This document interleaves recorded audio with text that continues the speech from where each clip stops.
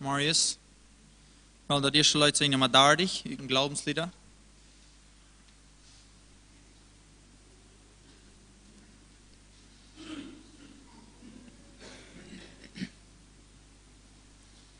Von Gnade und Dreck will ich singen und danken dem Herrn, der so gut, ihm Ehre und Anbetung bringen für alles, was er an mir tut. O Ehre sei dir, Herr Jesu von mir, für all deine Treu, die du stets beweisest aufs Neu. Ich preis ihn, denn er ließ sich finden, da er ja mein Elend gesehen, und dass er trotz all meinen Sünden mir Gnade für Recht ließ ergehen. O Ehre sei dir, Herr Jesu von mir, für all deine Treu, die du stets beweisest aufs Neu. Ich lobe den Herrn für die Bibel, die Schrift aus den himmlischen Höhen. Sie lehrt mich so meiden das Übel und göttliche Wege zu gehen. O Ehre sei dir, Herr Jesu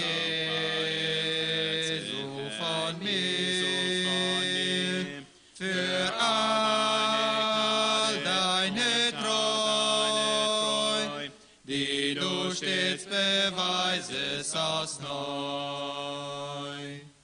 Wenn manchmal die Ströme auch toben und sich der Versucher mir naht, dann blick ich im Glauben nach oben und Gott mir gibt Hilfe und Rat. O Ehre sei dir, Herr Jesu von mir, für all deine Treu, die du stets beweisest aufs Neu. Nummer 2 ist hastig.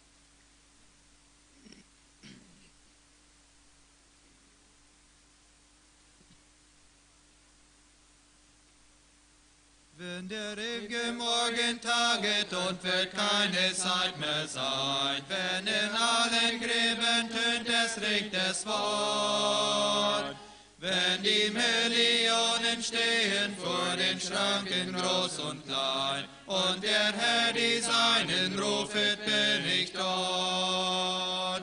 Wenn der Herr die Seinen rufet, wenn der Herr Seinen rufet, wenn der Herr die Seinen rufet, wenn der Herr die Seinen rufet, bin ich dort.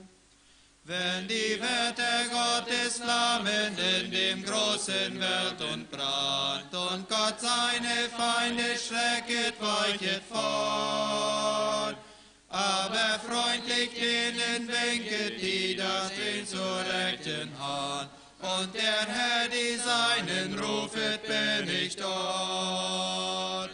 Wenn der Herr die Seinen rufet, wenn der Herr die Seinen rufet, wenn der Herr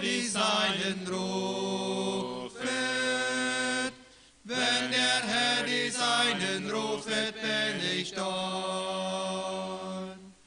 Lass uns doch mit uns bedenken jedes Tages Wichtigkeit und mit allem Eifern folgen Gottes Wort, dass wir freudig sagen können, komme Herr, ich bin bereit. Und der Herr die Seinen rufet, bin ich dort. Wenn der Herr die Seinen rufet, wenn der Herr die Seinen rufet, wenn der Herr die Seinen rufet, wenn der Herr die Seinen rufet, bin ich dort. Noch Nummer 8, das hastig.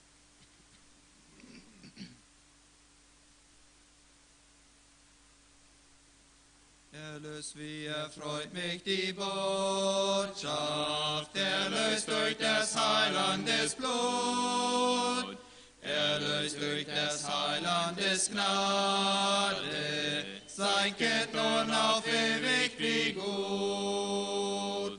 Erlöst,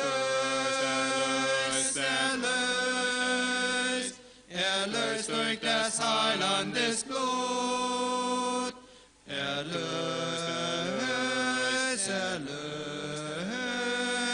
sein Kind nun auf ewig wie gut. Erlöst, welch ein glückliches Leben, kein Wort diese Seligkeit mahnt. Ich weiß, dass das Licht seiner Gnade durch nächtliches Dunkel mir strahlt. Erlöst, erlöst, erlöst durch des Heilandes Blut. Erlöst, erlöst, sein Kind nun auf ewig wie gut. Mein tägliches Sinnen und Denken ist Jesus der Ewigkeit Stern. Ich preise, wie könnte ich schweigen, begeistert die Liebe des Herrn. Erlöst, erlöst, erlöst durch des Heilandes Blut. Erlöst, erlöst, sein Kind nun auf ewig wie gut. Ich weiß, dass im himmlischen Glanze den König ich einst werde schauen, der mir durch die Kämpfe des Lebens geführt zu der Seligkeit an. Erlöst, erlöst, erlöst durch des Heilandes Blut. Erlöst, erlöst, sein Kind nun auf ewig wie gut. Ich weiß, dass die Krone des Lebens der Heiland auch mir dann beschert, wenn er meine Mühe und Sorgen in ewige Wonne verklärt. Erlöst, erlöst, erlöst durch des Heilandes Blut. Erlöst, erlöst, sein Kind nun auf ewig wie gut.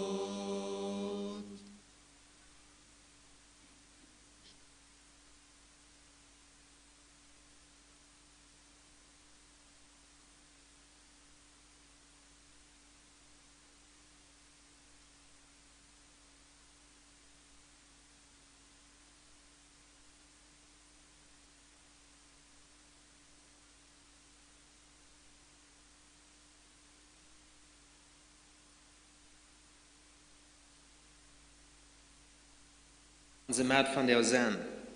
Ich will das erste die Bekanntmerkung übergehen, dem Bulletin, was da oben steht. Ich sage, dass die Predigt ist von Ältester Obram F. Rampel. Noch ein Wort gesagt von der Sonntagsschullehrer, der 8. Klasse, der Klasse, was da oben ist, der hat von der nicht Sonntagsschule, nicht Kinderstunde. Also der blieben von der Band, der 8. Klasse ist von der nicht. Noch ein Wort hier nicht nachgekommen ist, weil ich auch würde sagen, der allgemeine Kurs, der ist von der Ob für die Schule, also dort wird von der eine allgemeine Kursbahn ist, dort ist eine Klage, also für Projekte für die Schule. Der Inga Säuber Predigt ist plus bei Rampel in Cerro Grande, für die Sonntagsstunde oben Abraham Giesbrecht, weil der Hand wird trag getäuscht, dort mein Führer von der gefahren ist, und da steht Abraham Giesbrecht. Von der Nummer auch klagt vor, ist Jugend- und Jungstunde. Montag wird die Dynamit-Meeting uitvallen. Daarna ist Bibel- und Gebetsstunde. Freitag ist Jugend- und Jungstunde. Nächsten Sonntag traf Predigt bringen in Villa Carreño von Abraham Giesbrecht. Der Oin steht sein begehrte Pass für das Werk, Gruppe 1. In Sonntag ist ein La Gracia, also Bewerbschafts klagtieren, Kirche in Weihung. Und nun auch wird Gemeindegründung sein. Wer du anfangen will, wird immer der gleich Sonntag eingeladen. Hier wird dort bekannt gemerkt, La Gracia, ich glaube, wie kann das stehen, wie weit wir das dann erst tun, Breitscha, die Flasche steht da. Noch ein allgemeines, was ich bekannt geben will, dort, wegen Familienfreizeit. Die Familienfreizeit wird uitvallen, das Jahr. Mit Maya, du tauglich, was Luther gesagt worden, und was dann gemerkt wird, unternommen wird. Gleich Luther aber geschützter Schaufel, Brüderschaft mal der nächste, was du evaluiert worden. Sind da noch Frauen oder ist da noch irgendwo eine Bekanntmerkung zu sein?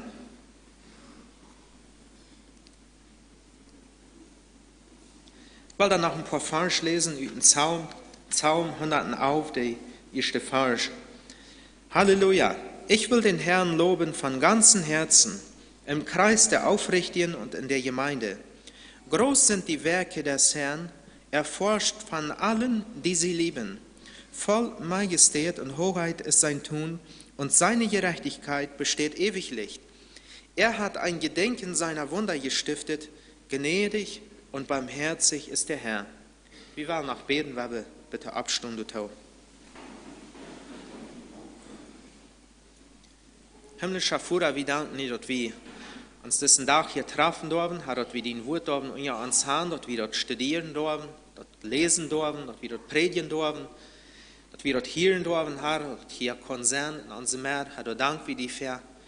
Herr, wir danken dir auch, dass du in unserer Gegenwart bist, mit den Heiligen Geist, und Herr, musst du von dir zu uns reden, durch den Wort, sieh mit jeder einen, Herr, wer eine Abgabe hat, wie bei der Einleitung, bei der Predigt, die Kinder stehen, das sehen, Herr, gibt jeder ein, Herr, der Kraft und die Leitung, das zu tun, als das die Ehre, die Verherrlichung ist. Und mögest du, Herr, jeder ein sehen, Herr, wer von der erschienen ist, an den Worte hören. In den Namen, Herr Jesus. Amen.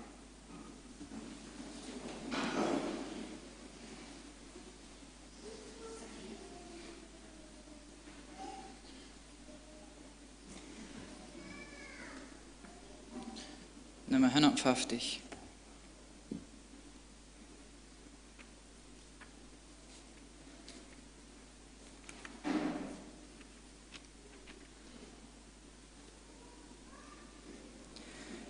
Ich weiß einen Strom, dessen herrliche Flut fließt, wunderbar stille durchs Land. Doch strahlet und glänzt er wie feurige Glut. Wem ist dieses Wasser bekannt? O Seele, ich bitte dich, komm und such diesen herrlichen Strom. Sein Wasser fließt frei und mächtiglich. O glaubt's, es fließet für dich. Wohin dieser Strom sich nur immer ergießt, da jubelt zittert und jauchzet das Herz, das nunmehr den köstlichen Segen genießt, erlöset von Sorgen und Schmerz. O Seele, ich bitte dich, komm und such diesen herrlichen Strom. Sein Wasser fließt frei und mächtiglich, o glaubst, es fließet für dich. Der Strom ist gar tief und sein Wasser ist klar, es schmeckt jetzt so lieblich und fein. Es heilet die Kranken und stärkt wunderbar, ja, machet die Unreinsten rein. O Seele, ich bitte dich, komm und such diesen herrlichen Strom. Sein Wasser fließt frei und mächtiglich, o glaubst, es fließet für dich. Das Wasser des Lebens, das ist diese Flut, durch Jesum ergießet sie sich. Sein kostbares, teures und heiliges Blut, o Sünder, vergoss er für dich. O Seele, ich bitte dich, komm und such diesem herrlichen Strom. Sein Wasser fließt frei und mächtiglich, o glaubst, es fließet für dich. Wen dürstet, der komme und trinke sich satt, so rufet der Geist und die Braut. Nur wer in dem Strome gewaschen sich hat, das Angesicht Gottes einschaut. O Seele, ich bitte dich, komm und such diesem herrlichen Strom. Sein Wasser fließt frei und mächtiglich, o glaubst, es fließet für dich.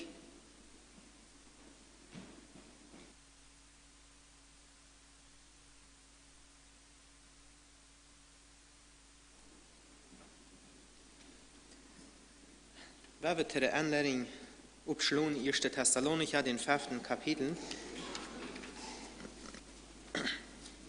Vers 1. 1. Thessalonica, Kapitel 5, Vers 1. Wenn da was wird gehen, wenn wir von der wollen bedeuren kriegen, dass Jesus wiederkommen wird. Manchmal haben Menschen irgendwas belebt und dann dachten sie so, nicht kommt Jesus wieder. Wer wollte irgendwas Besonderes in der Natur oder irgendwas, so hat einmal plötzlich, was einmal sein, der Sandfläche eine ganz andere Klee aussetzt, der Mond oder wer wollte was, dann geht ein Mensch Gedanken durch. Ich wollte, mir hat das auch mal sehen gehen. So wie heute, wenn Jesus wiederkommt, oder was tät man, wo kann man heute sein? Das ist ein Vers, was wir hier in 1. Thessalonica 5 haben, der sagen uns, oder Paulus, der Schrift uns, diese Vers, du musst dort wie den Tag erwarten, du musst dort wie durchab regnen, dort wie durchab blühen sein, dass Jesus doch mal kommen soll. Ich finde das sehr interessante Vers hier, 1. Thessalonica 5. Wir werden mal lesen, Vers 1. Von den Zeiten und Zeitpunkten aber braucht man euch, Brüdern, nicht zu schreiben, denn ihr wisst ja genau, dass der Tag des Herrn so kommen wird wie ein Dieb in der Nacht. Wenn sie nämlich sagen werden, Friede und Sicherheit, dann wird sie das Verderben plötzlich überfallen, wie die Wehen eine schwangere Frau, und die werden nicht entfliehen. Ihr aber, Brüder, seid nicht in der Finsternis, dass euch der Tag wie ein Dieb überfallen könnte. Ihr alle seid Söhne des Lichts und Söhne des Tages. Wir gehören nicht der Nacht an, noch der Finsternis. So lasst uns nun auch nicht schlafen wie die anderen, sondern lasst uns wachen und nüchtern sein. Denn die Schlafenden schlafen bei Nacht und die Betrunkenen sind bei Nacht betrunken. Wir aber, die wir dem Tag angehören, wollen nüchtern sein, angetan mit dem Brustpanzer des Glaubens und der Liebe und mit dem Helm der Hoffnung auf das Heil. Denn Gott hat uns nicht zum Zorngericht bestimmt, sondern zum Besitz des Heils durch unseren Herrn Jesus Christus, der für uns gestorben ist, damit wir, ob wir wachen oder schlafen, zusammen mit ihm leben sollen. Darum ermahnt einander und erbaut einer den anderen, wie er es auch tut. Hier wird uns gesagt, dass falsch wurde, irgendwo ging ich ihm bekannt sind, dass der Tag des Herrn, der wird kommen aus dem Teufel in der Nacht. Und ich glaube, für viele Menschen, für manche einen, als dort Mess kriegt aus dem Erschrecken, Mess und Flottern, manch einer, der denkt sich, jo, was dann, wenn er von der kommt, was dann, wenn er morgen kommt, was wird sein, wenn Jesus wird kommt. Und hier sagt, dass der Tag des Herrn wird kommen aus dem Teufel in der Nacht. Und dort wir damals bekannt, Paulus schrift der Thessalonicher, er schrift, Brüder, eigentlich gar nicht nötig, er dort geschrieben. Sie selbst wissen gut von dem Tag des Herrn, sie selbst wissen gut, dass Jesus wird kommen. Aber er schrift er danach. Und er schrift, der allgemein, was der Tag des Herrn sein, aus dem Teufel in der Nacht. Ich glaube, wir können uns ein bisschen vorstellen, wo das erst mal ein Teufel in der Nacht, was einmal kämpft und anbrechen wird. Ich habe so ein Kämpfer belebt und ich will das umlösen noch gar nicht. Aber manch einer Sinner, was er dort belebt hat, ich glaube, der wird wollten, wie sich dort sperrt. Plötzlich wird einmal der Flintfarm gesagt, erst, wer wollt, er werkt ab und er sagt, der Teufel ist hier, und der sagt nicht still sein, und jelt rüt, wer wollt Wort, der immer daran will, dort ist ein Erschrecken, dort ist unerwartet. Man hat gar nicht damit gerechnet. Dort ist eine schlechte Überraschung. Man ist überhaupt nicht reudufähig. Man hat nicht gedacht, dass es nie so kommt. Und man wird sich alles Mögliche gewünscht haben, wenn man dort doch gewusst hat, dass der Teufel kommen wird. Dann wird man vielleicht irgendwas sein, wird man vielleicht das geschlucken danach, wird man vielleicht das gefahren. Aber wenn der Teufel anbrechen, dort ist plötzlich, dort ist amtlich, ich glaube, dort ist ein Schrecken für dich, wo das dann passieren wird. Und hier wird es sein, es ist dort, wo der Tag des Herrn sein. Wenn Jesus wird kommt, dann wird die Welt auch erschrecken. Für dich wird dort plötzlich sein. Dort meint, die haben gar nicht damit gerechnet, Jesus wird nie kommen. Und dort wird hier so euch gesagt, wo wir ihn. Zustand, in wo der Welt ist, dort ist Sicherheit.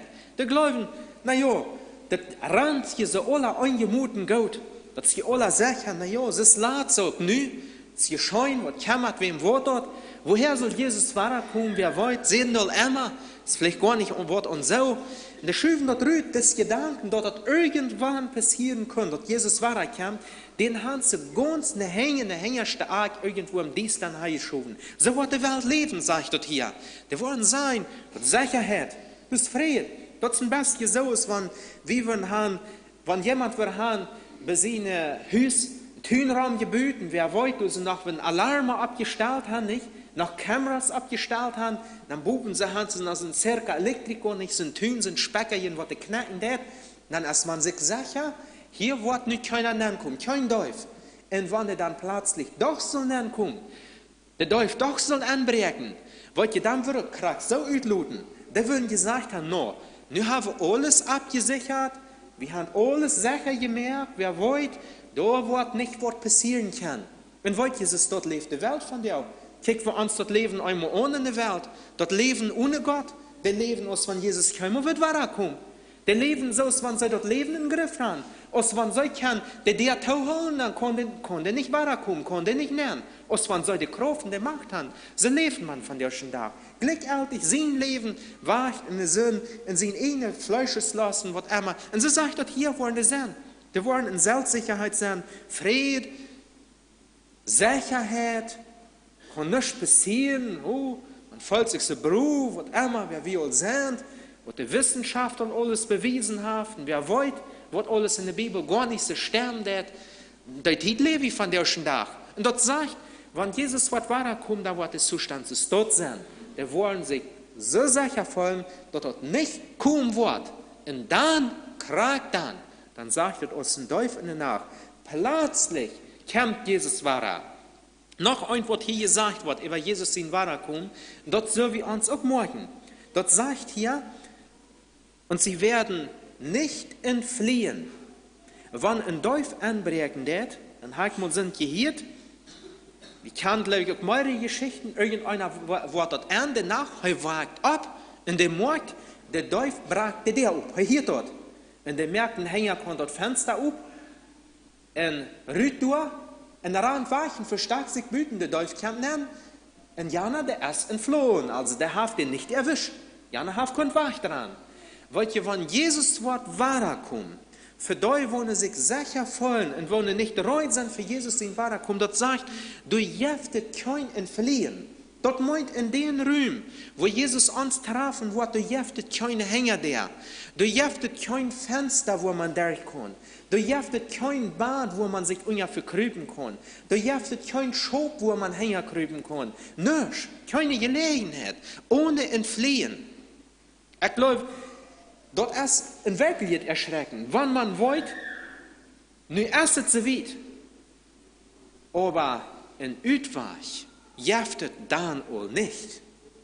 Und hier wird nur gesagt, zu den generellen Zustand von der Welt, so wird Jesus in Weiterkommen sein.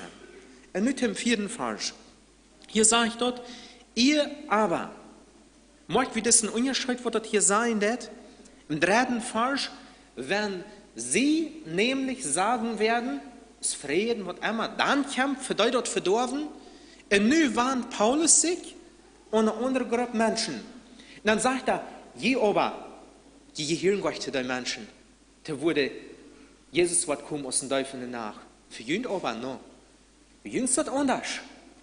Für uns ist das nicht ein Teufel nach.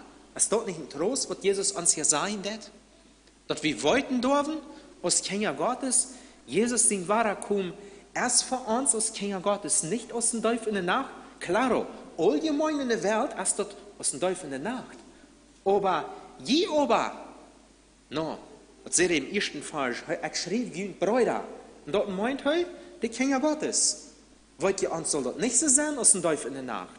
Und nu ist die Frau bestimmt, wo wir nicht, wird er wie von Unterscheid, te doi wird das erst sein, doi wollen sein, dort Frieden, wird immer, doi wird das verdorben überfahren.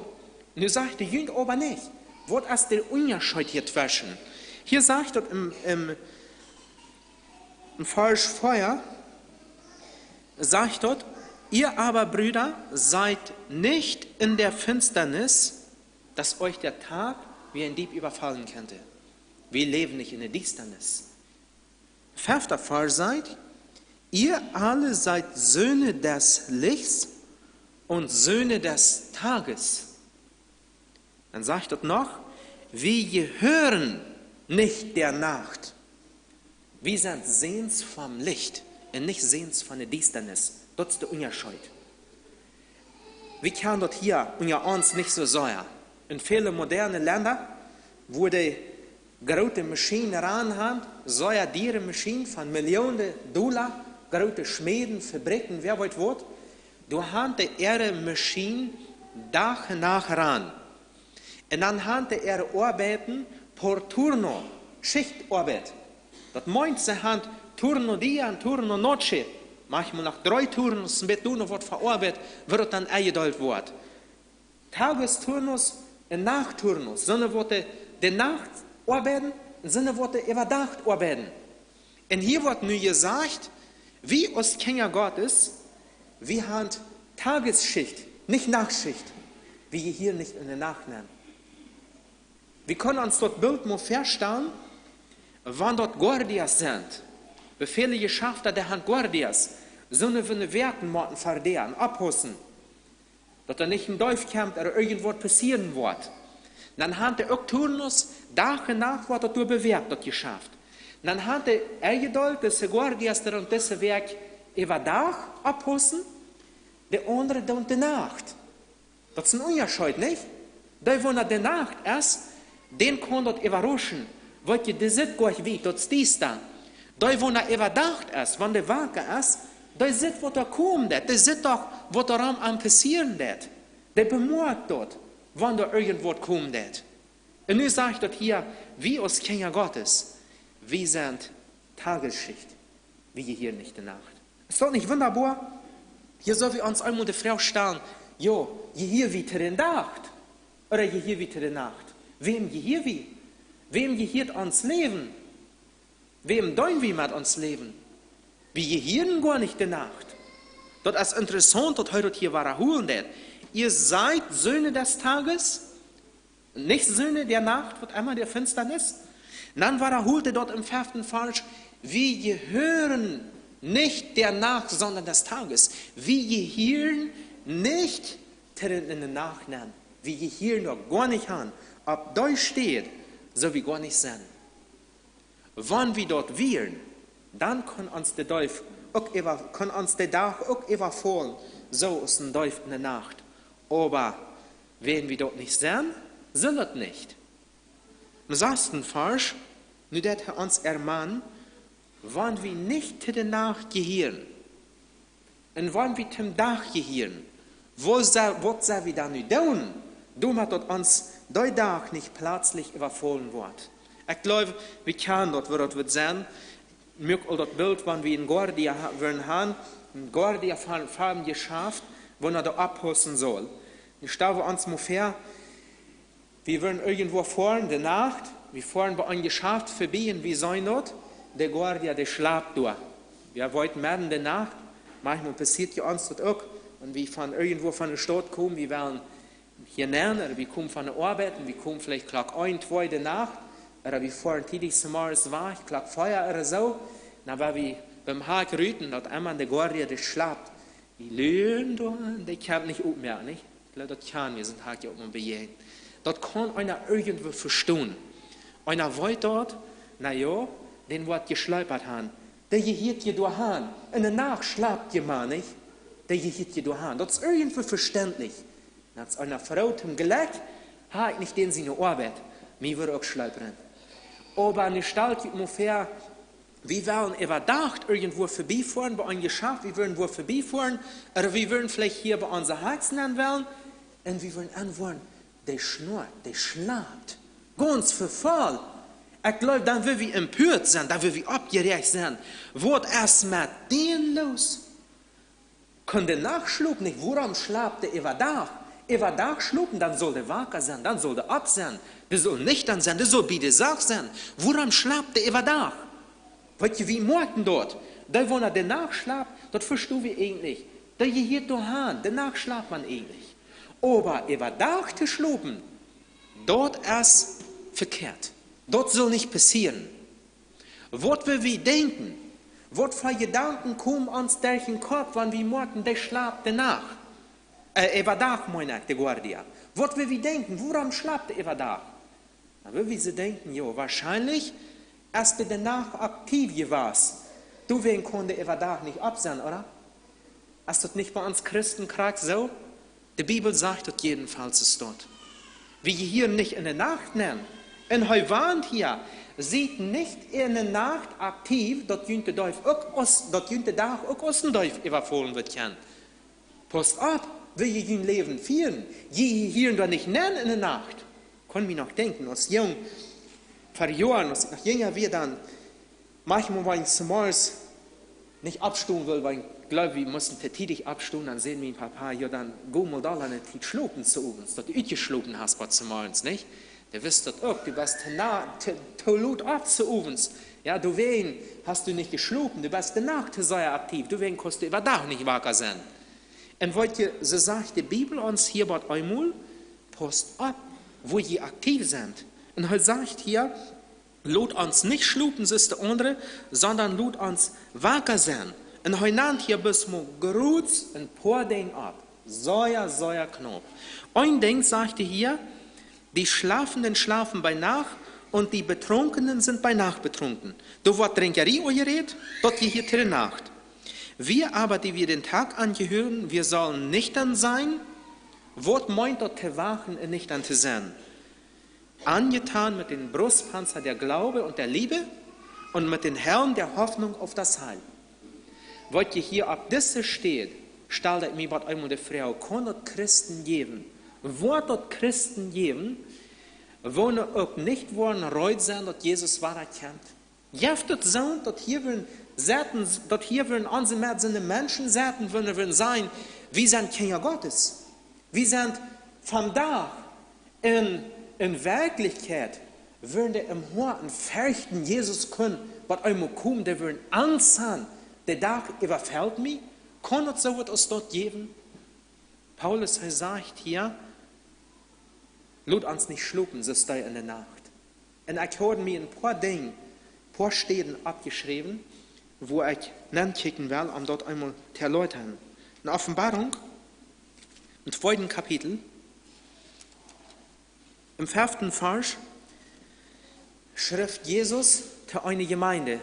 Ein Wort mir überraschen, dass ich das hier in diesem Vers fand. Das ist eine Gemeinde von Sohnen, wo sich bekennen als Kinder Gottes. Und er sagt dort hier im 5. Vers, sagt er, denkt an, von wo du gefallen bist, und du Buße, du die ersten Worte. Das wir eine Gemeinde, der hat die erste Leute verloren. Der wir noch Christen und so, aber der Leuven Jesus nicht ganz von Horten. Und er sagt Jesus zu Ernt, du Buße. War nicht, dann war ich rasch über die kommen und ich war den Leuchter wegstoßen von seinen Stehen. Ich war rasch über die kommen. Ich war die überraschen. Ist das nicht interessant? Jesus sagte eine Gemeinde, passt ab, aus Wort mein wahrer kommt und überraschen. Das soll wir uns mal bedenken. Wird Jesus in wahrer kommt uns überraschen? Habe Jesus von Horten läuft? Im 2. Kapitel, im 16. Vers. Hier ist eine Gemeinde in Pergamos. Und da wird uns gesagt, im 16. Vers, tue Buße, sonst komme ich rasch über dich und werde gegen sie Krieg führen mit dem Schwert meines Mundes. Da habe ich also das all noch ein bisschen ihrens da. Hier ist eine Gemeinde, der hat verschiedene Ölien in der Gemeinde. Und die waren alle Geduld. Da merkt sich keiner nicht groß was ut. Die haben alle, die Ölien, die haben drüben in der Gemeinde. Die Nikolaiten und so weiter, was da alles geben dort, der Lehre Bilians. Und Jesus, der war in dieser Gemeinde. Und er sagte da, wert. War nicht, dann wo ich jünd auch überraschen mit mir kommen. Und wo wird er überraschen? Er wird Krieg führen. Mit wem? Mit denen, wo die Earlier verbreiten tun. In der Gemeinde in Krieg mit denen, wo in der Earlier leben tun.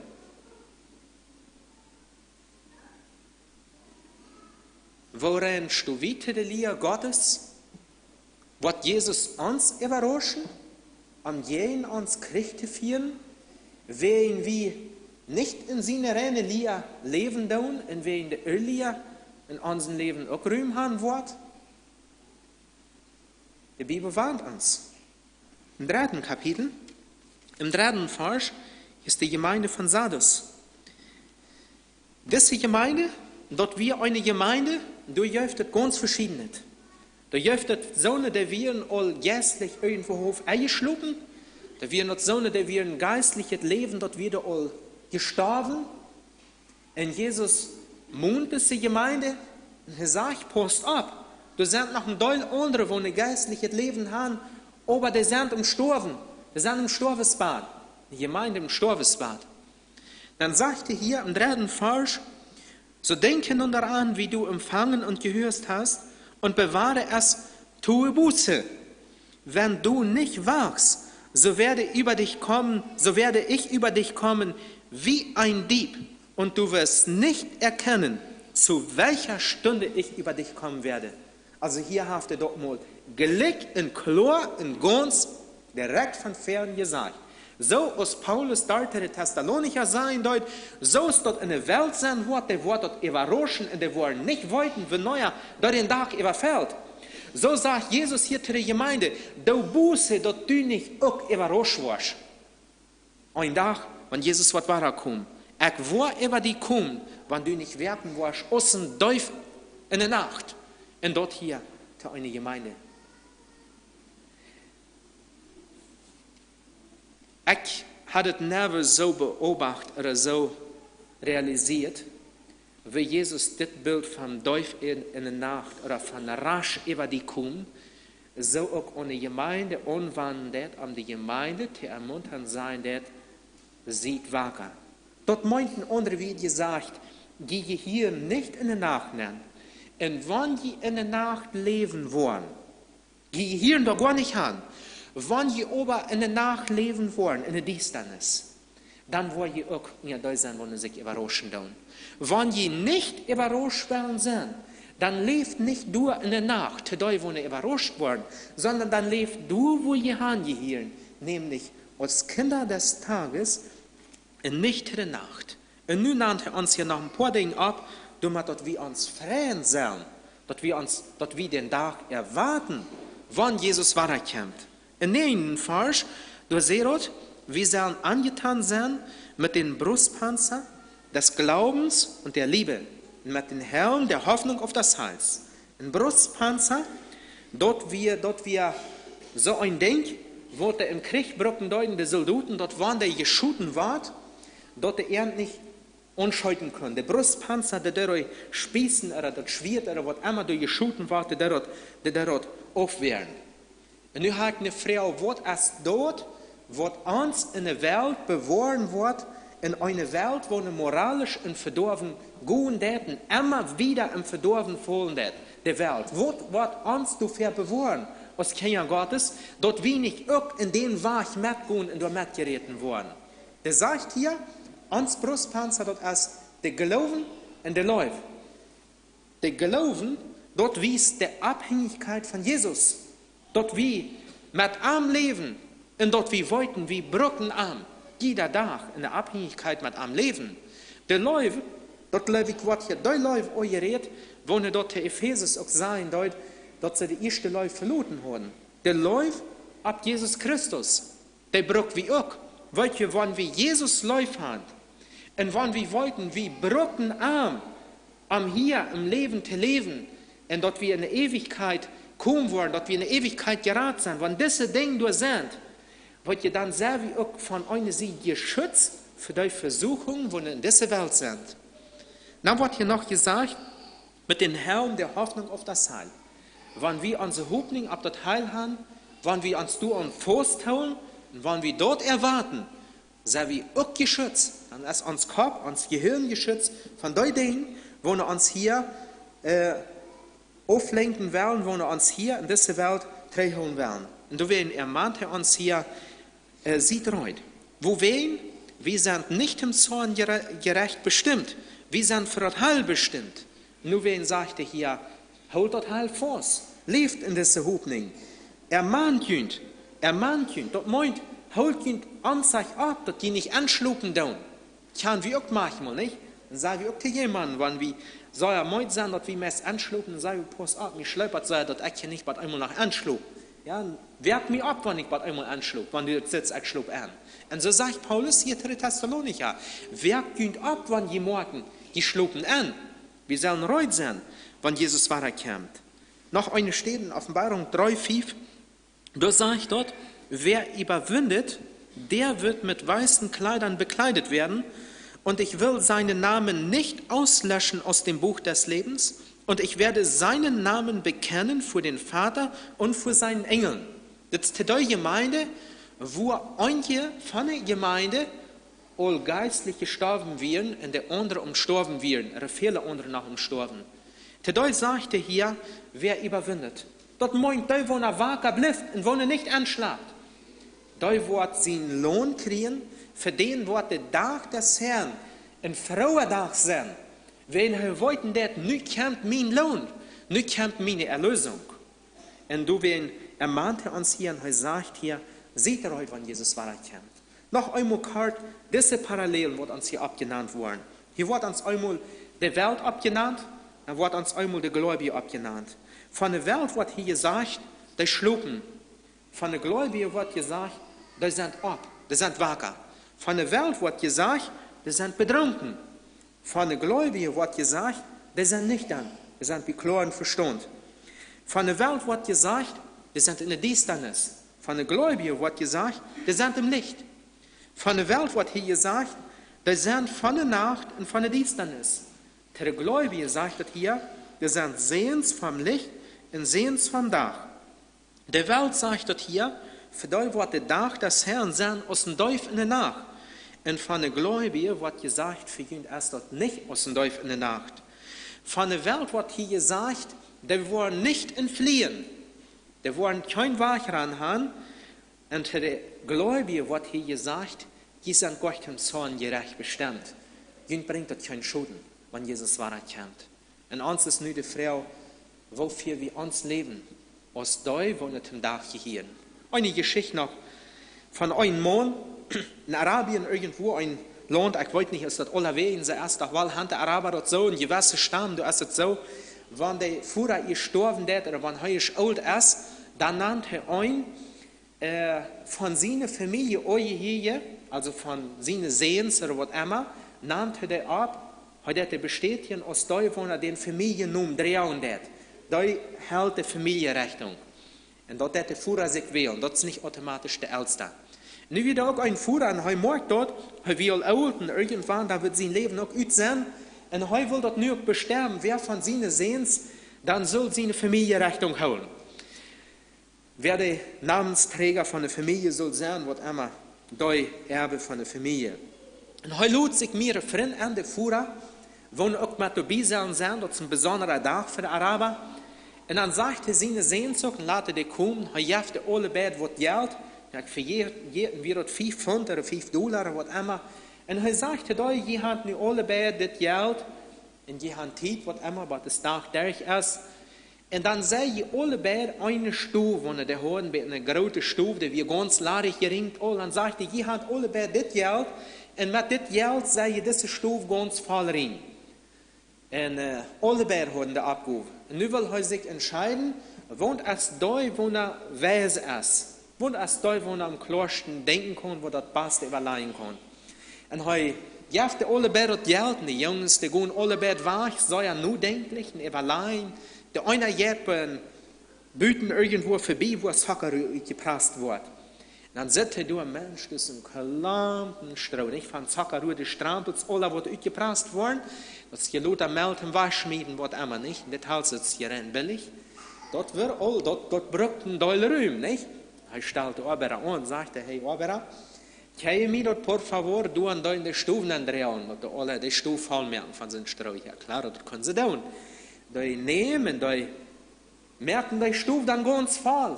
Dann sagen die Freunde von den Führer, sagen sie, kick du, der wird was nach den nächsten sehen lernen. Der hat die Stufe voll gemerkt.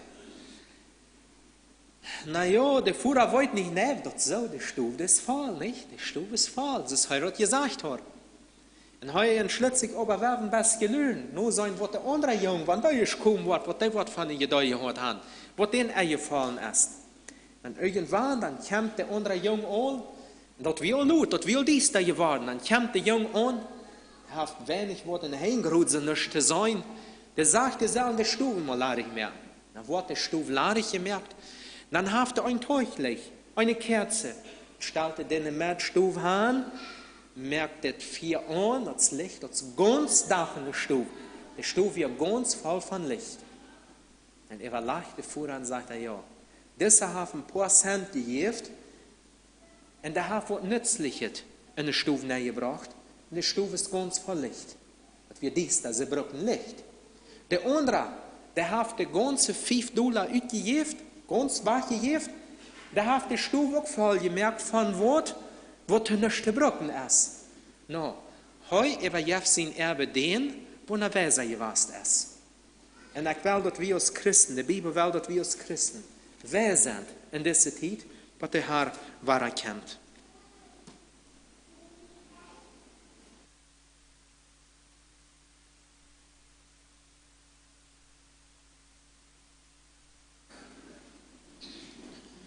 Nummer 41, Hüten Glaubenslieder.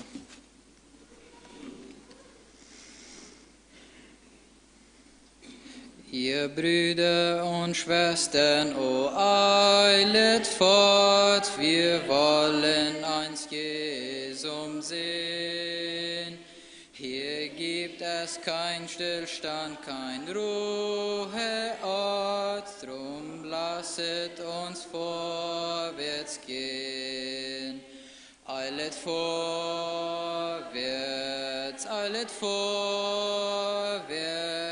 dem himmlischen Ziele zu. Eilet vorwärts,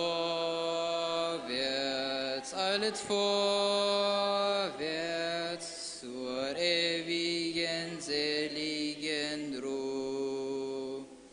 O Brüder und Schwestern, wenn auch die Welt uns locket, mit ihr zu gehen, wir sind ja von denen, die nichts mehr hält, drum lasst uns nicht stille stehen. Eilet vorwärts, dem himmlischen Ziele zu. Eilet vorwärts,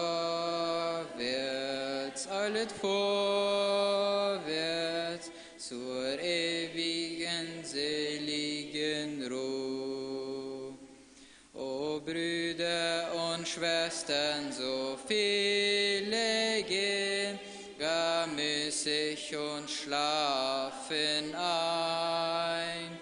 Die Schlafenden werden einst nicht bestehen, drum lasset uns wacker sein. Eilet vorwärts,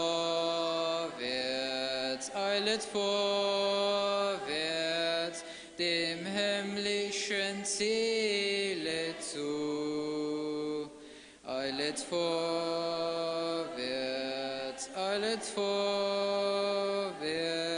zur ewigen, seligen Ruhe. Geschwister, es gibt ja so viel zu tun für Jesum, den lieben Herrn. Drum lasset uns eilen und niemals ruhen, stets wirken für Jesum gern. Eilet vorwärts,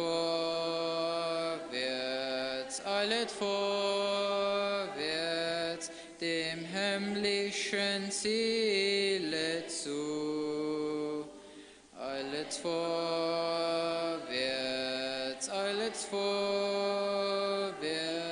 zur ewigen, seligen Ruhe. O Brüder, lass niemals uns träge sein, nur mutig für Jesum dran. Bald bricht für uns alle die Nacht herein, wo niemand mehr wirken kann. Eilet vorwärts,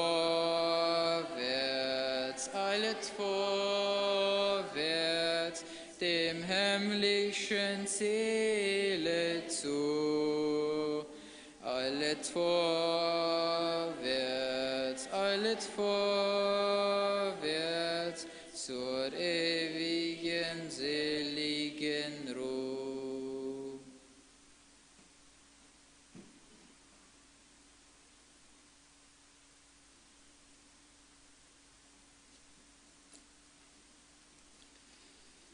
Ja, ik wens van mijn zijde den vrede Gottes hier in deze morgenstunde, dat we kunnen erbüht worden, dat we hebben gehoord van Jezus van jou wordt komen, was du rijdt. Hast du de vrede aan van Jezus wordt waar komt? Ik heb gebeten en gedacht, wat is deze tijd nog te predigen, wat mij, ook de ganze gemeinde, ook de Tauhierer abbüht. Wenn wir in dieser Zeit, wo wir leben, ich würde sagen, wir leben in einer täglichen Krise. Als dreig de natuur zit met zo hoffnungslos uit. Veel vier in de omgeving. Wat willen we nog reden? Wat willen we nog doen? Ik kom op deze gedanken, de Heer geeft me in gedanken.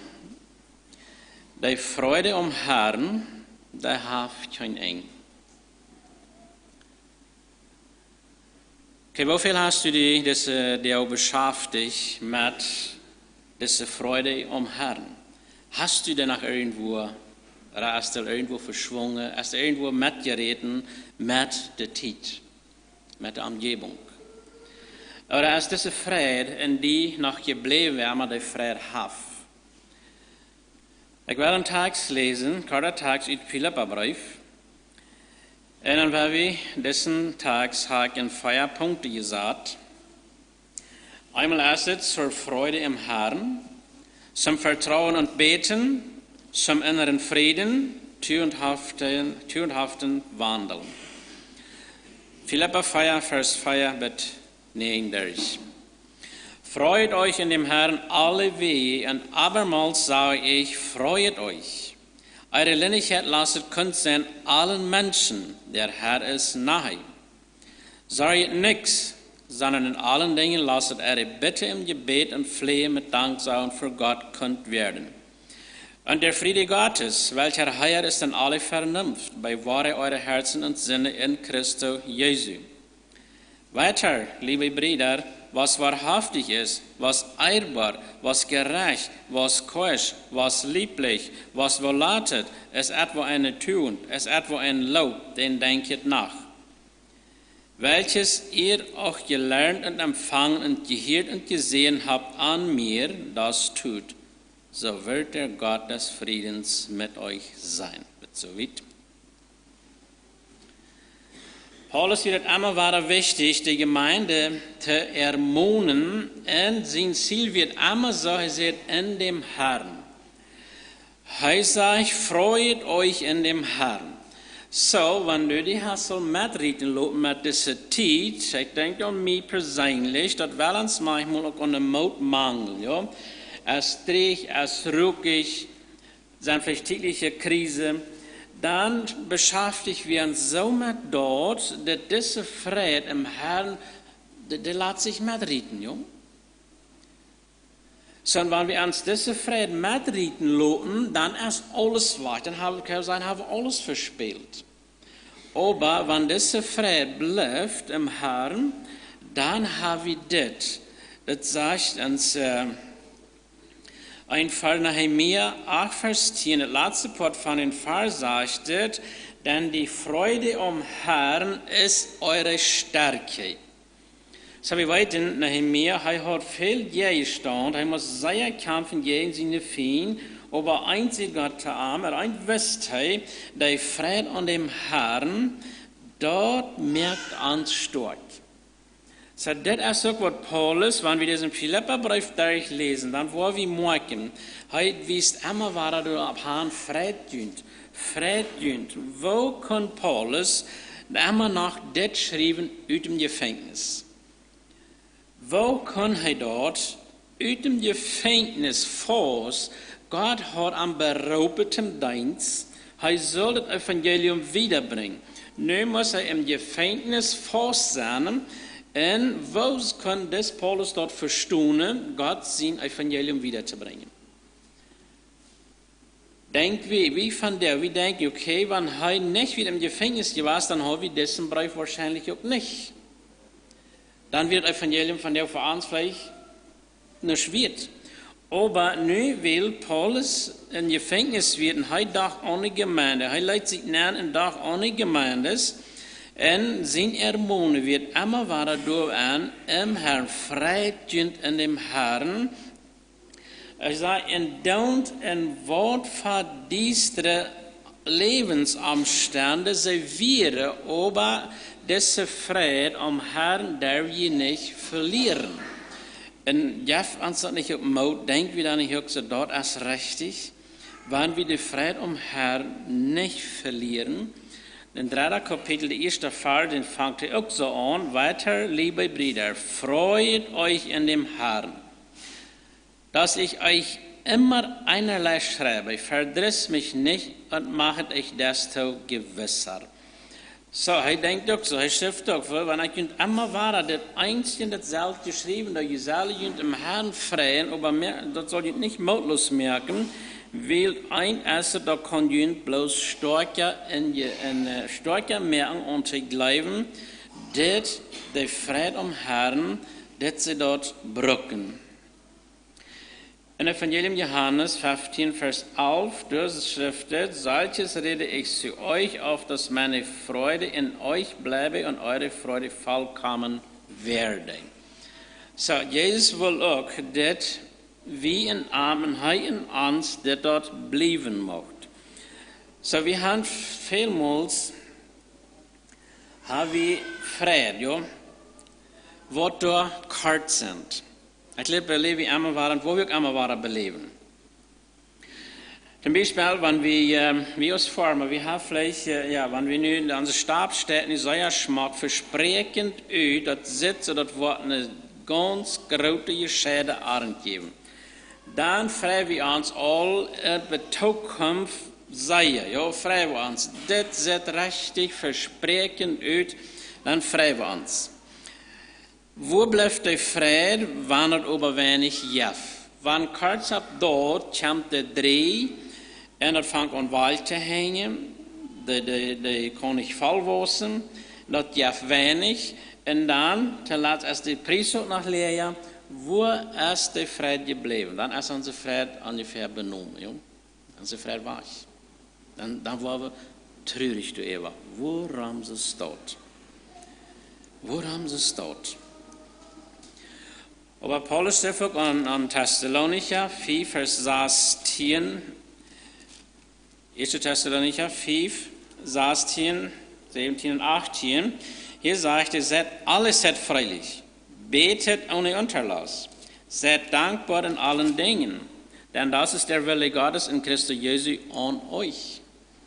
Okay, wir können leicht abhören, wann uns diese Fried verschwingt. Okay, ans Freilichkeit, ans Dankbarkeit hört an Jesus Christus, dort muss auch rütkommen. Dort wird auch rütkommen.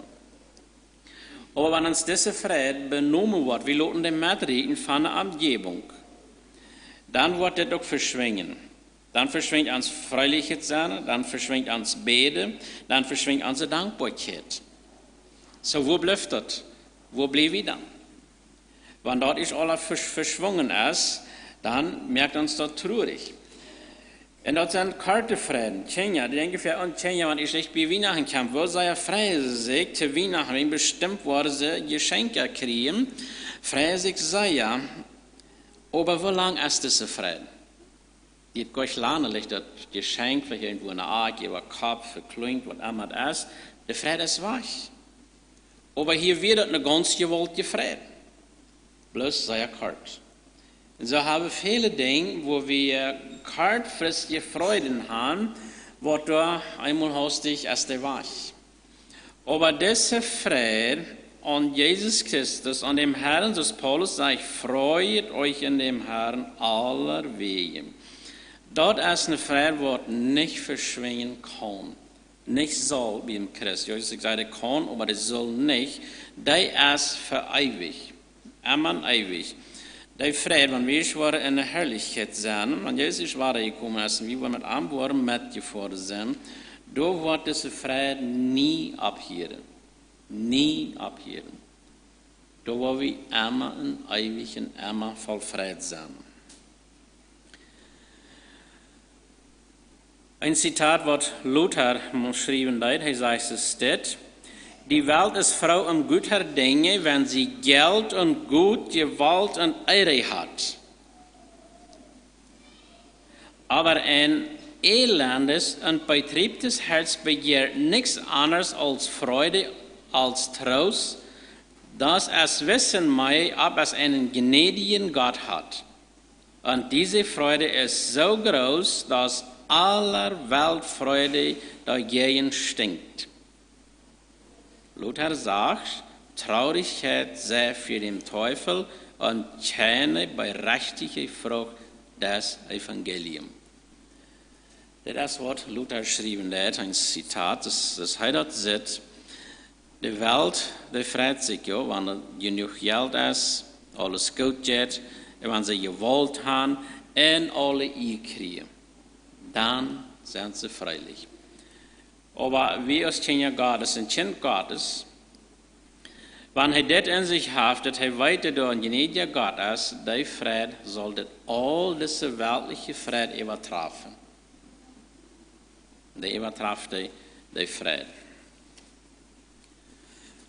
Okay, wie noch einer der fragste steht, ist Traurigkeit Sünde?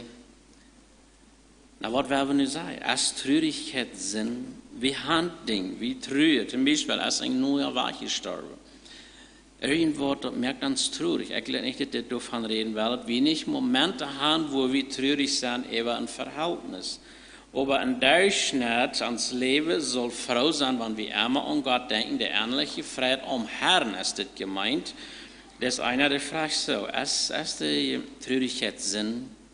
Er sagt so, wir bitten Gott, unseren schlechten Gedanken und unseren bösen Temperamenten zu vergeben, aber selten, wenn überhaupt, bitten wir um Vergebung für unsere Traurigkeit.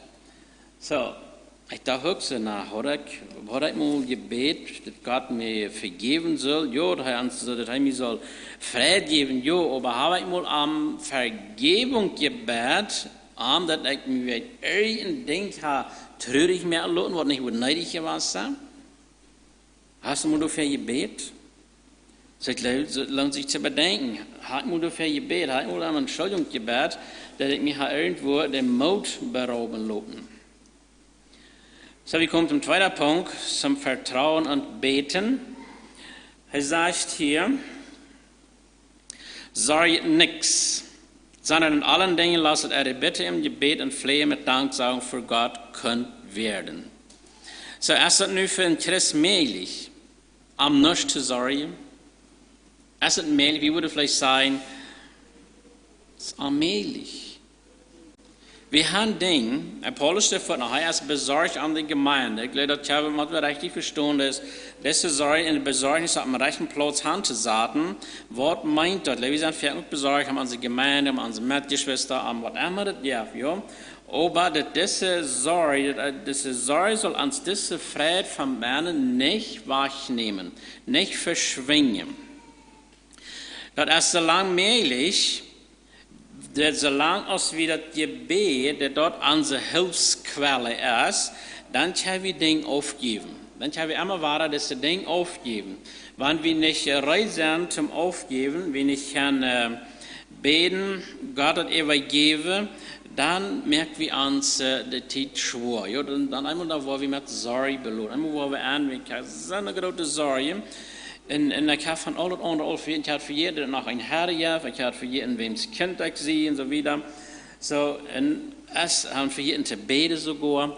Und wenn das unsere Quelle ist, das Gebet unsere Quelle ist, dann sollen so eine Sorgen uns nicht sich zu sich feilen.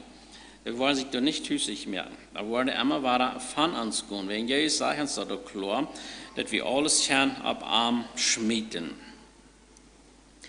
In Matthäus 6, du lesen was falsch, du siehst klar in der Bergpredigt, was Jesus du siehst zu den Pharisäern, die sollen nicht sorgen. So zu uns redet auch, dass wir manchmal auch das denken, ganz bestimmt aus diesen Pharisäern, den Schriftgelehrten hier deuten, wo Jesus ihnen abhalten deut, wiesen deut, sagt er.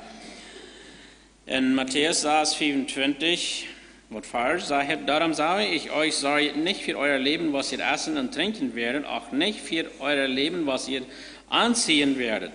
Ist nicht das Leben mehr denn die Speise, denn der Leib mehr denn die Kleidung? Seht die Pfeile unter den Himmel an. Sie sehen nicht, sie ernten nicht, sie sammeln nicht in die Scheunen, und euer himmlischer Vater nährt sie doch. Seid ihr denn nicht viel mehr denn sie?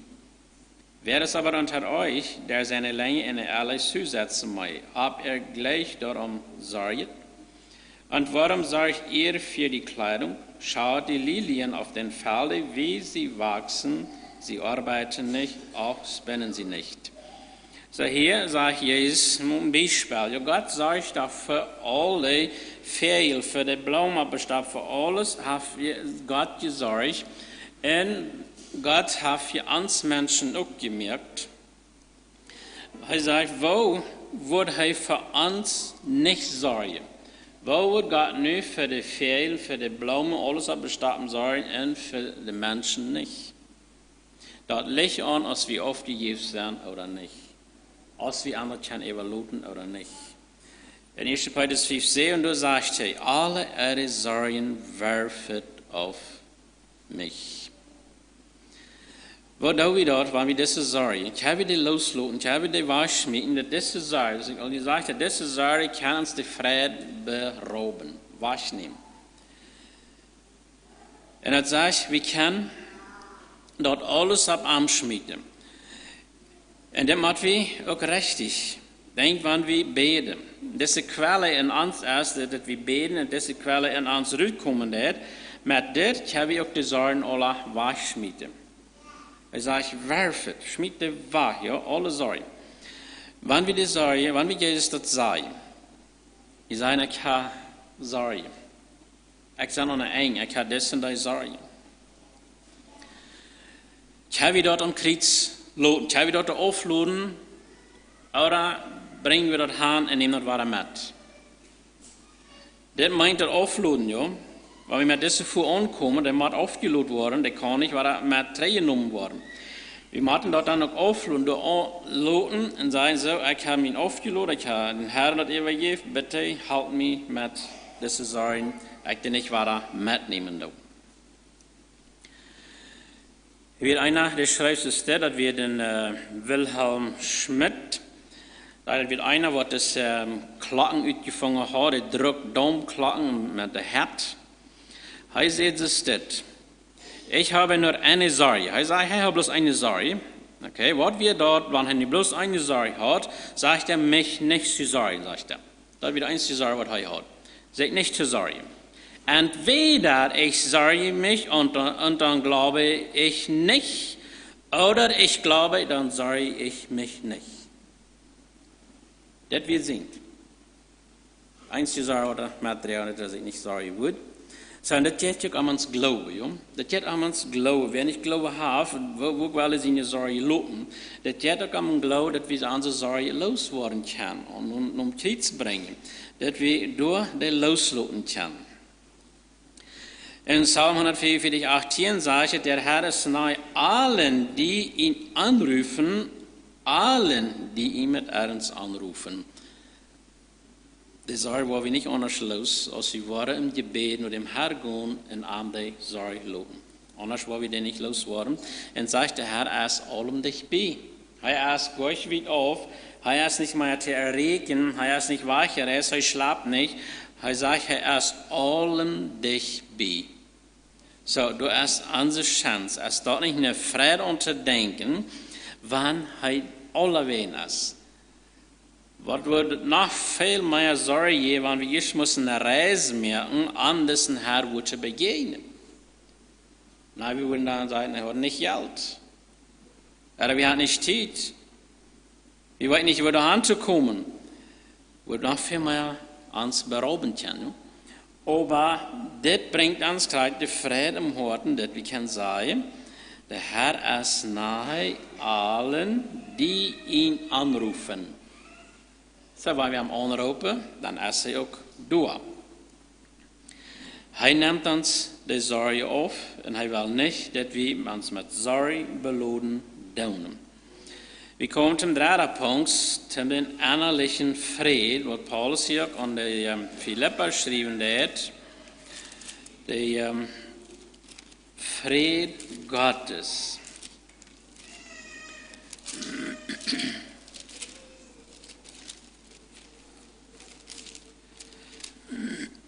Sagte, und der Friede Gottes, welcher Herr ist an alle Vernunft, bewahre eure Herzen und Sinne in Christo Jesu.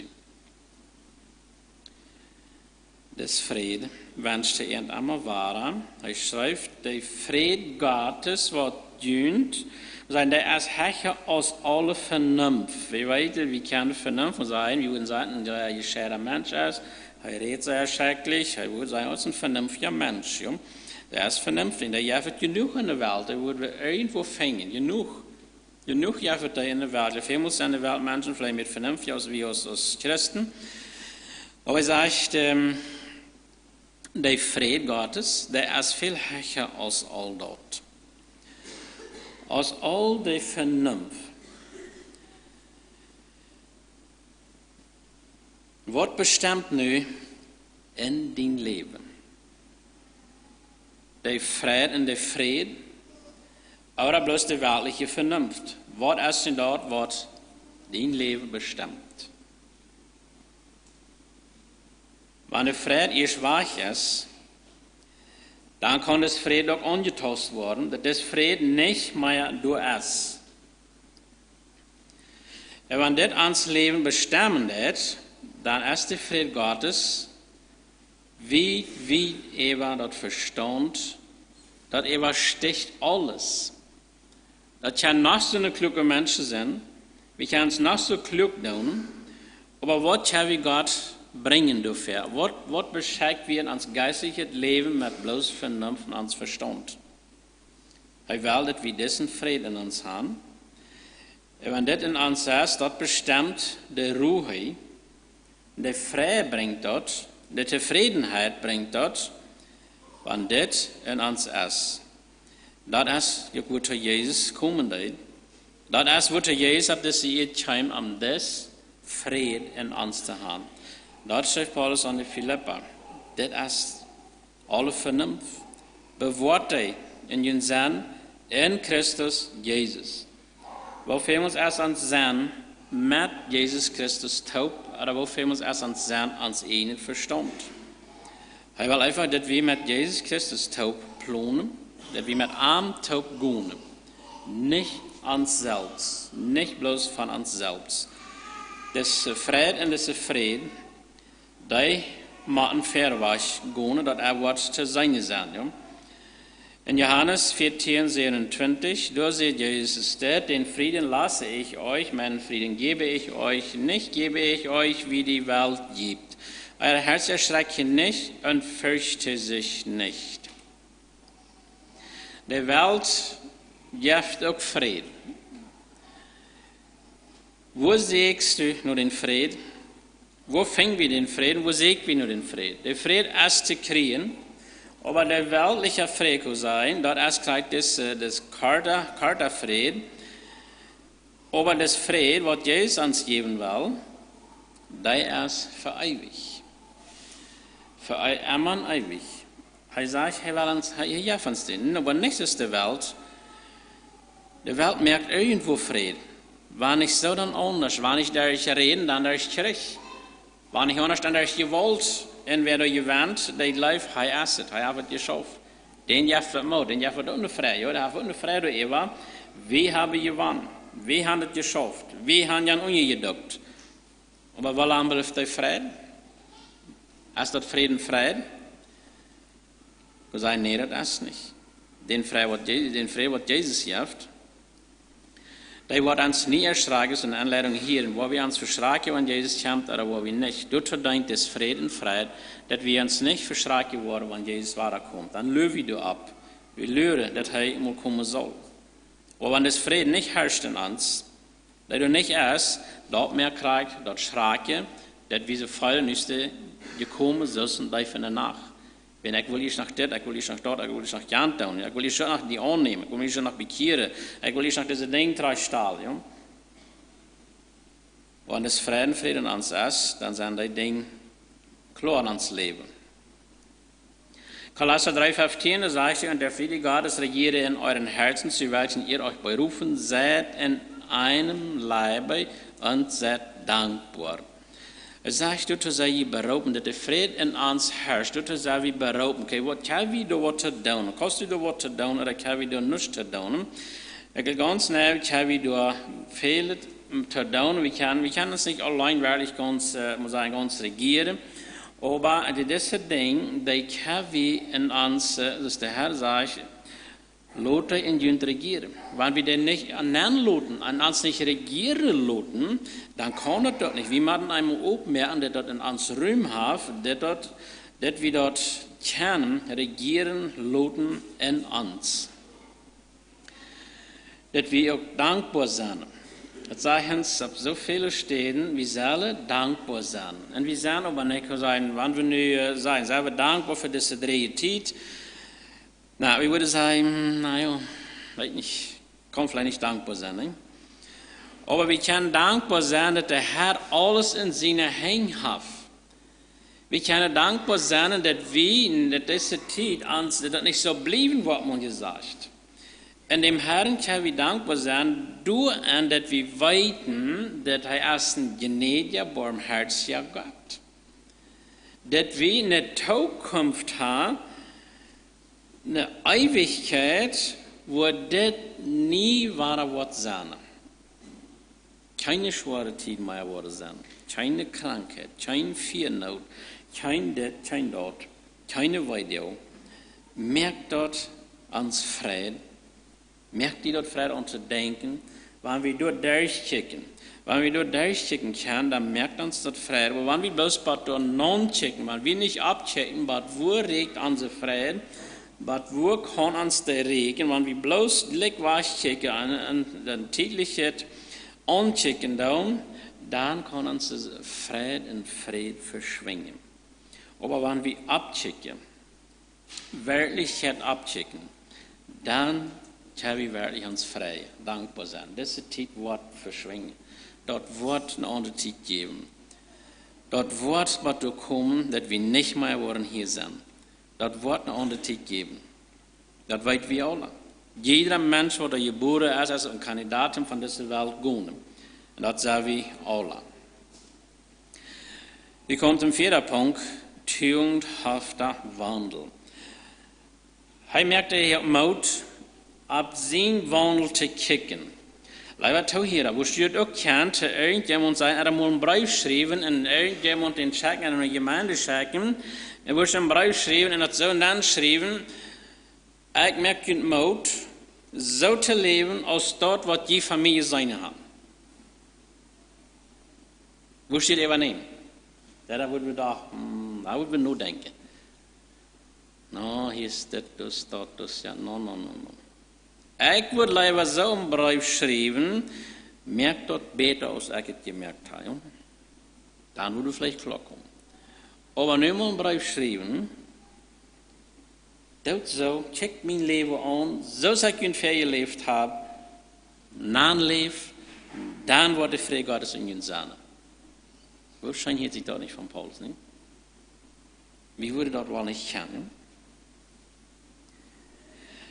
Ich kann sagen, er ist eine Abschiedsrede von seinem Brief, was er an die Philipper geschrieben hat. Er sagte, weiter, liebe Brüder, was wahrhaftig ist, was ehrbar, was gerecht, was keusch, was lieblich, was wohllatet, ist etwa eine Tugend, ist etwa ein Lob, den denkt nach.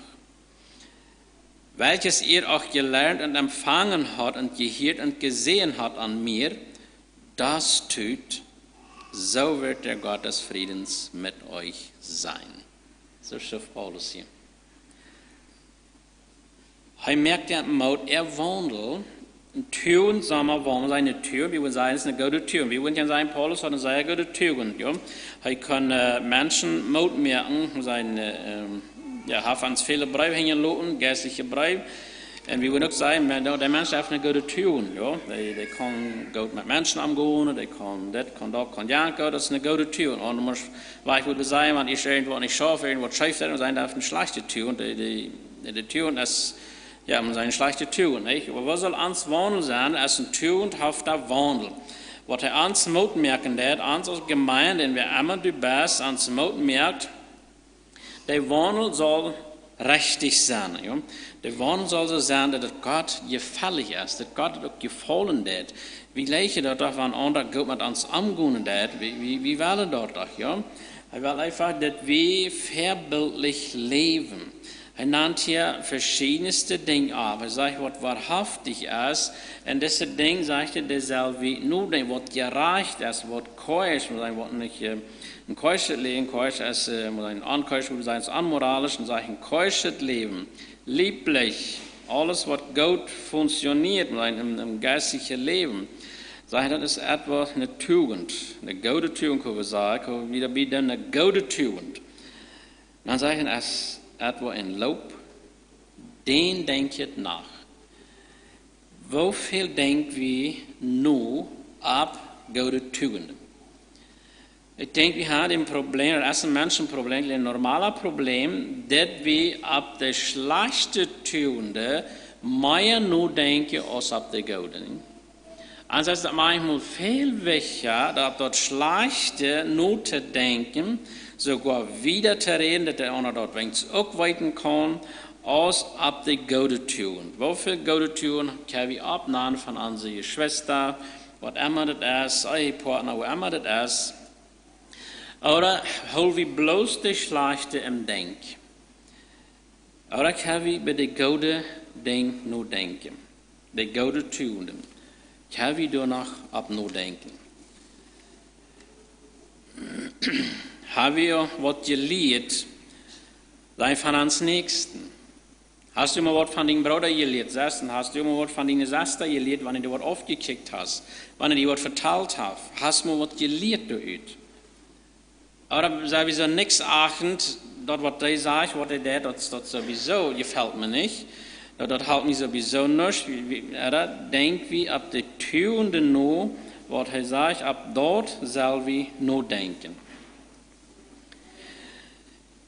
Und der letzte sagt er, welches ihr auch gelernt und empfangen habt. Okay, was ihr gelehrt und empfangen habt von mir, an mir, sagt er dort. Woran sagt er dort? Dann sagt er, dann wird der Friede Gottes mit uns sein. Okay, wenn wir das können, das kann sein, das könnte nächstes sein, okay, check, was ich tue, lebe, was ich tue, hört, was ich dir sage, dann wird der Friede Gottes mit dir sein. Paulus wird sich überzeugt werden. Der wird sich sehr überzeugt, dort wird er nicht deuten. Dort wird Gott gefährlich. Wie weit jetzt, für seine Bekehrung, wird er auch gehorsam, aber die weltliche Obrigkeit, Ungerechtigkeit, wird er auch gehorsam. Dann ging er gegen die Christen. Er brachte ihm Gefängnis, er wollte wegschaffen. Aber Luther, als er sich mit Jesus begegnet hat, dann hat er kriegt über einen anderen Weg. Dann wird er kriegt sicher, dort, was er tut, dort wird gerecht. Dort wird Gott gefährlich. Dort wird nicht bloß das heilige Wort ausgedacht hat, was er tut, aber dort wird er sich klar und sicher. Ich schließe auf mit der Predigt. Eins, was ich sagen will, das kann bloß bei dem funktionieren, was er wirklich in der Heiligung lebt. Was Paulus hier meint, die, was er wirklich in der Heiligung leben. Heiligung heißt, dass wir die Sinnen uns nicht hüsen lassen. Dass wir immer waren und dem Herrn gehen, am alles bringen, bekennen, Buße tun. Verdenken, was an uns vergehen, verdenken, was wir tun. Da soll wir für Buße tun. Und dann wird sich das alles wirklich merken, dass wir diese Frieden und sorglos und dankbar leben können.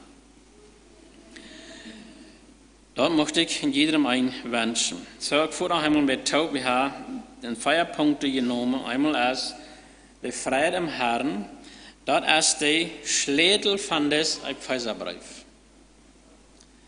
Lest diesen Epheserbrief mal nur und sieht mal aufmerksam, was will der Epheser lehren. Dann ist der Schlüsselvers, Epheser 4, Vers 4, dort ist Freude im Herrn. Dort ist er. Zweiter Punkt wird zum Vertrauen und Beten. Dritter Punkt zum innerlichen Frieden in uns herrschen.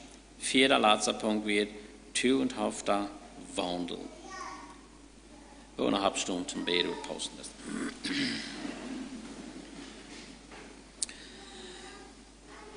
Himmlischer Vater, wir danken dir für diesen schönen Tag, den du uns schenken lässt. Herr, wir weitet, wenn du nicht da bist, wenn du nicht den Sinn hast, dass ihr geschickt hast, wir das nicht begriffen haben, wir das nicht glaubten. Herr, wir würden in Natürlichkeit versenken können. Aber Herr, uns merkt es immer wieder Freude und zu denken, dass du gnädig, barmherzig bist, dass du geduldig bist mit uns, dass du unsere Sünden alle am Kreuz gebracht hast, durch deinen Sinn. Ja, Herr, ich möchte dir dafür danken, dass du dort möglich gehabt hast, dass du uns so lieb hast, jeder ein von uns. Kein Staat zu sehen, keine Sache nicht zu laut, immer noch als Zeit. Herr, ich lobe und preise und danke dir dafür, dass du auch weißt, dass du auch sitzt, in alle Horten, wo in jedem einen vergungen hat, wo unsere Gedanken sind, wo wir Sonne sind, aus der Freude an uns herrscht, als wir wirklich Frieden haben, als wir ohne Sorge leben, als wir wirklich dankbar sind. Du sitzt auch an unserem Wandel. Alles sitzt du, Herr. Herr, ich bin so dankbar, dass wir alles können dir bringen, unsere Sorgen, alles nimmst du uns auf. Und dass wir können mit dir gehen, Herr. Herr, ich bete für jeder Tau hier, dass sie mit jedem ein, wenn wir von Anfang und wir wollen nur denken, richtig nur denken auf diesen Tags, was du uns lehren wirst, was du uns sagen wirst. Dass wir nicht in der Traurigkeit versinken, wenn wir die Umgebung anchecken, wenn wir Sorge haben, Herr. Bewahr uns dafür, schenkt, dass wir freudig und mit Frieden wieder leben können. Im Namen Jesus Christus beten wir Dank für das. Amen. Nehmen Platz.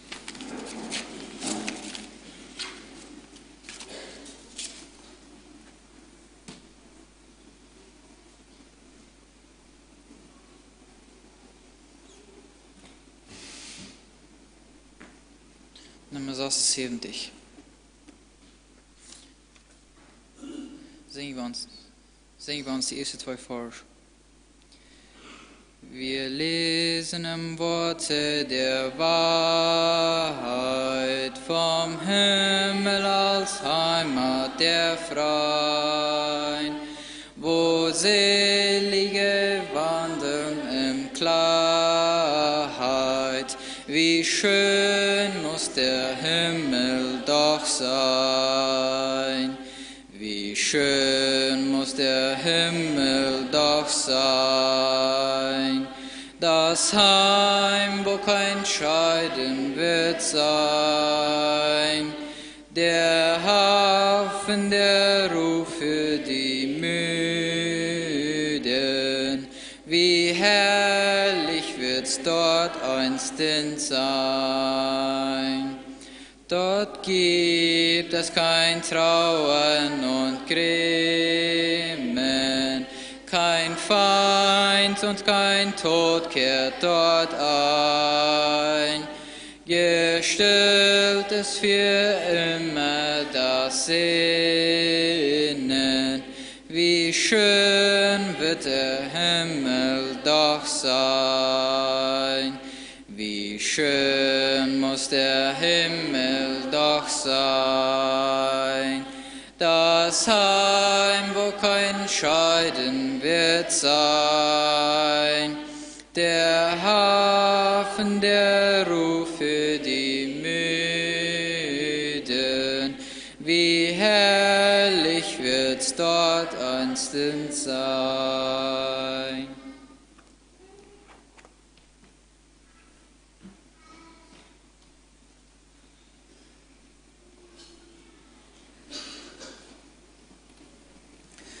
Okay, wir uns noch Hauptneitung und sehen. Er aber, der Gott des Friedens, heilige ich durch und er Geist ganz um Seele und Leib müssen bewahrt werden, unsträflich auf die Zukunft unseres Herrn Jesu Christi. Je treu ist er, der euch ruft, er wird's auch tun.